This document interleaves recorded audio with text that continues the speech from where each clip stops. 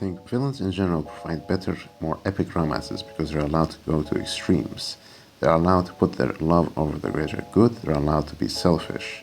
The best a hero can offer you is number two because their duty comes first.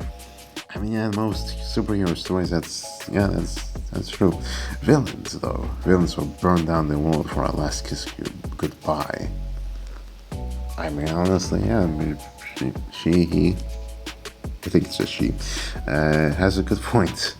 Yeah, absolutely. Villains, especially like, very charismatic villains, they can steal the show, to the point where you're like, who the heck is this superhero? I want to follow the villain. He's cool. Why do I have to follow the main hero? No, I want to see more of the bad guy because he's the one who actually has like an interesting character. This is actually more of an issue of writers who write way too boring protagonists. This is especially a problem in Wattpad, where writers will claim that they're trying to write a character that the reader is supposed to, see the world through, a very relatable character that they're supposed to kind of project themselves into. Those types of characters never work, almost never effective, almost never. Having a character who's has a much stronger force of personality, where a lot of their character bleeds through the pages, is much more effective. Obviously, like, if you really think about it, it's kind of obvious. Like, obviously, one's much more effective than the other. But aside from that, that's a side tangent. Yeah, villains, especially depending on the writer, a lot of times the villains are a lot more interesting and a lot more compelling than the heroes. Simply because, they're allowed to go to extremes. Especially with that idea of, because when you're writing a hero, someone who is meant to be the hero of a story, even if you want to kind of make them more morally gray, there's still kind of this nagging thing in the back of your mind where you don't want the readers to think that you're endorsing some of your character's decisions. You have to kind of force your character into a bad light because you don't want it to be misconstrued. Whereas with a villain, you're kind of allowed to do whatever you want with them, which is why they can sometimes be much more compelling characters than your actual heroes.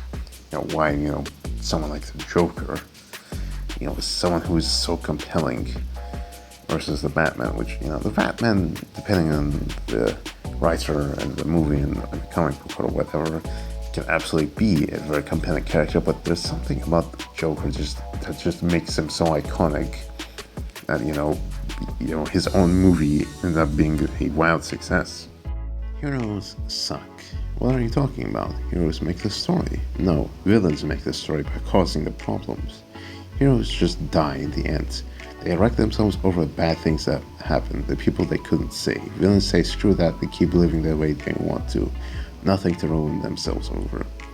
I don't completely agree with this, and this is, from ifunny.com, so this is meant to be humorous.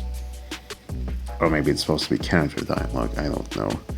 Or like some sort of story prompt. Either way, this is interesting. Even though I don't completely agree with it, it's definitely interesting. Heroes can absolutely, even with what I said previously, heroes can be very interesting and can definitely be compelling, like truly compelling, even in a story where the villain has so much charisma, right? Like a good example of this is probably like Breaking Bad is a bad example because that kind of just proves the point of this.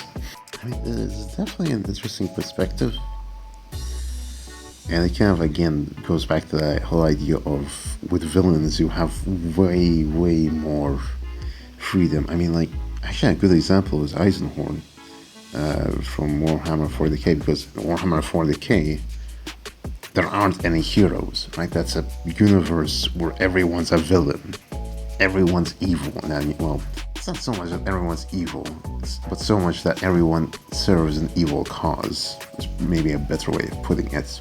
The main protagonist serves a totalitarian empire,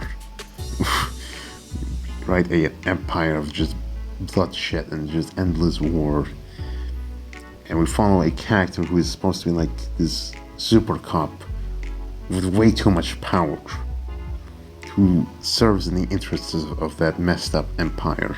And because, most people who read, 40K books, understand before they get into it that, that there aren't any heroes in the universe. And so because of that, in the Eisenhorn trilogy, the main protagonist, Eisenhorn, is allowed to do things that a lot of heroes in a lot of other books simply cannot do.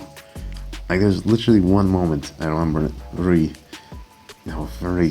well from that series. That's, it's kind of a minor moment, but a person who he was interrogating, who was under, control from the quote-unquote bad guys, someone who was under control, he didn't do the things he did out of his own volition. He just straight up said, execute him. Or rather, well, I don't think it was that he said execute him, it was that, like the police force or whatever, want to execute him, and he was like, yeah, sure. He didn't even try to, speak on his behalf. It was just, sure, why not let him die? I don't really care. Right, in most other stories, you can't have the hero do that.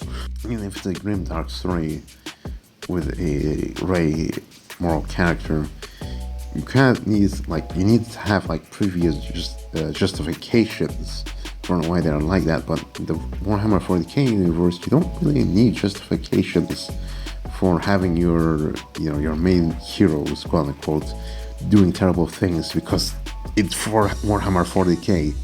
Everyone's evil, or most people are evil in that universe, or most of them serve an evil cause. You don't really expect any true heroes, just people who aren't nearly as terrible as everyone else. I'm pretty sure if Eisenhorn was in any other universe, he would absolutely be like a morally gray villain. But because he's in the Warhammer 40K universe, he's actually like a better person than most people in that universe, because it's just that terrible. Everyone's just so messed up.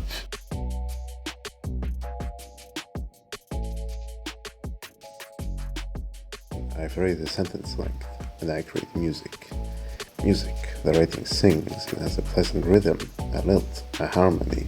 I use short sentences, and I use sentences of medium length. And sometimes when I'm certain the reader is rested, I'll engage him with a sentence of considerable length, a sentence that burns with energy and builds with all the impetus of a crescendo, the roll of the drums, the crash of the cymbals, sounds that would say, listen to this, it is important. So write with a combination of short, medium, and long sentences. Create a sound that pleases the reader's ear. Don't just write words, write music. Some people tell you, write short, write short, snappy sentences. That works. That works in action. For example, in a battle scene, it works when you're trying to show speed in general.